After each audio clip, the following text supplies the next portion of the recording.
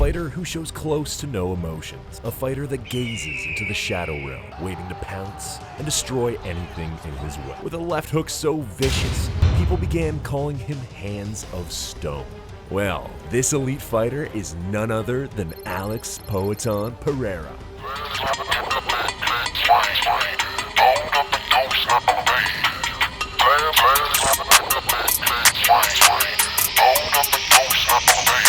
Perfect.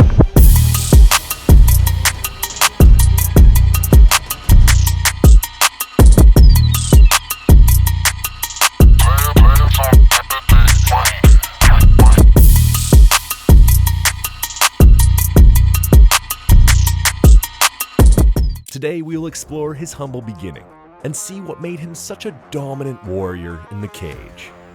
Pereira was born in a poor neighborhood in Sao Paulo, Brazil in 1987, and at the age of 12 was forced to quit his education and start working at a tire shop. Pereira soon became an alcoholic under peer pressure from his older colleagues. The situation got so bad that at the age of 16, he was drinking a bottle of rum every day.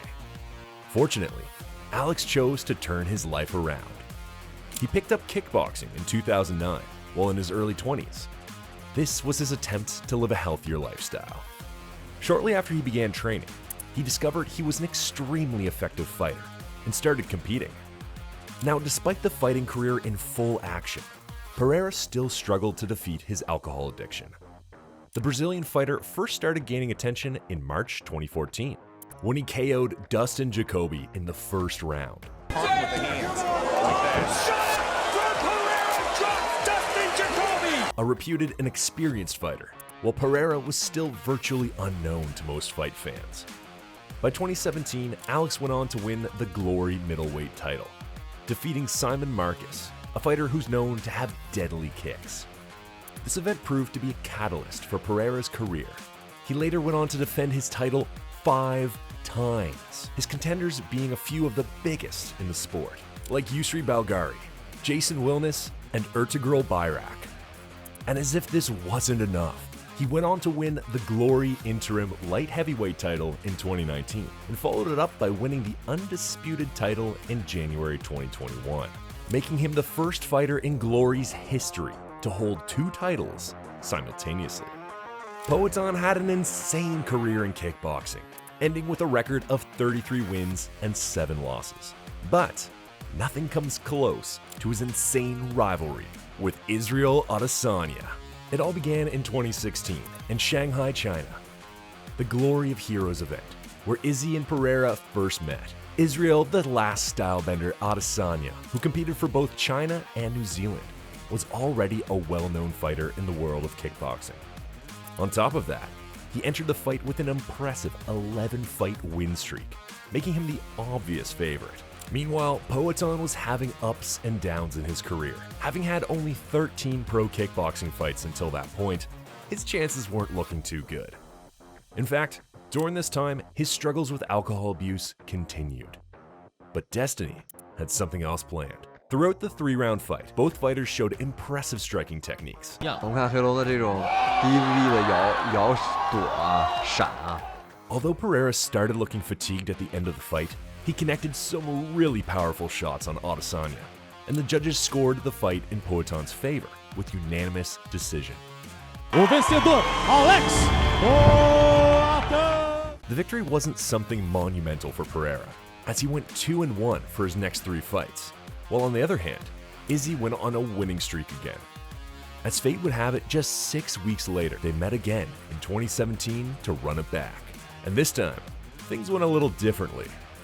Izzy rained down straight blows onto Poatan and had him on the ropes by the 2nd round. That was until the 3rd round. Pereira made a phenomenal comeback and ended Izzy with a well-timed, powerful left uppercut, making it the first time Adesanya was knocked out in his whole career up to that point. 非常漂亮啊！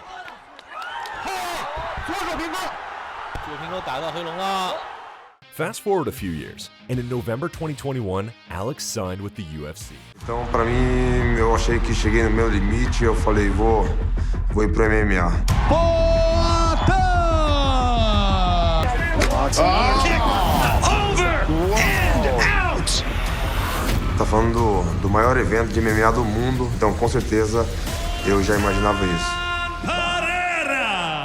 Seeing a fighter as decorated as Pereira, the fans and UFC had created massive hype around him, and it's safe to say Pereira did not disappoint. Just a couple fights in, he got matched up with Sean Strickland in his third fight, who was a top 5 middleweight fighter at the time, and future champion Pereira, even though a top-level striker, had some things to improve on, one of them being his thought process. You see, kickboxers are used to calculating their blows, often exchanging blows after each turn. This led to Alex overthinking most of the time, as seen in his fight with Bruno Silva.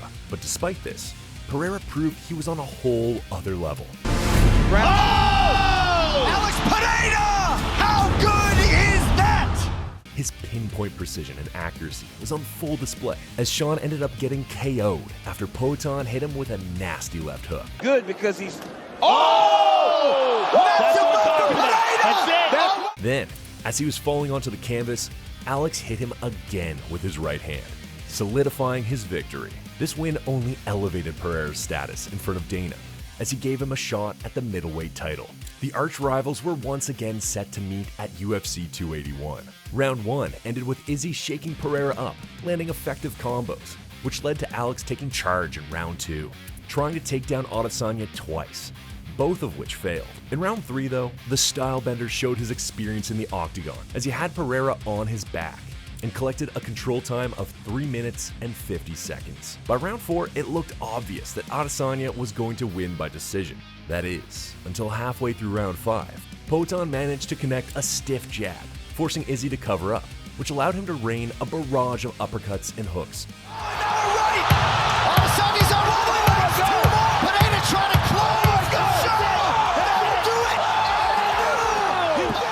Forcing the referee to step in and call an end to the match. Down goes the champion. Pereira trying to close. Though Izzy was clearly upset with the decision, it was clear he was hurt while Alex was teeing off on him. This made Poatan 3-0 against Izzy, capturing the UFC middleweight title as he had defeated him twice in kickboxing and now in MMA. And no! Fans quickly started making memes, calling Pereira a professional hater, and that he would follow Adesanya to death to beat him up. Yikes. Talk about crushing your soul, huh? Word about a rematch quickly started gaining traction, and 5 months later, the two fighters were set to meet for the 4th time. Unfortunately, things didn't go too well for Poatan. This time, the stylebender made sure to do his homework, and in round 2, Izzy allowed Alex to force him into the corner of the cage, keeping his guard up, waiting for the chance to strike. And boom! As soon as Pereira tried to unload one of his hooks mid-combo, Adesanya countered and landed 2 overhand rights, followed by a left hook on him, making Poatan fall to the canvas. This was followed by a legendary celebration by Izzy, finally giving him a victory over his arch rival. Alex, this might be a strange question, but considering you've beaten Israel 3 times, do you think he's a good fighter? Do you think he's an elite level fighter, or do you think that maybe he's considered overrated compared to you? Well, if people, overrated him, I don't know, because, he is a real guy. He's a special and different guy on his game. Props to him. Poatan is now set to make his comeback against Jiri Prochazka at UFC 295 main event for the vacant light heavyweight title. This, of course, was possible after John Jones got injured, sending the hopes of his much-anticipated fight with Stipe Miocic down the drain. But don't get me wrong, this matchup is in no way a downgrade. Both of the fighters are former champions, Jiri being a former light heavyweight champion, and Pereira being a former middleweight champion. Now, I think Alex Pereira has a clear advantage in this fight, and there are 2 reasons for that. The first being his leg kicks. Don't believe me? See for yourself. Early in his UFC career. Sure. Right hand either.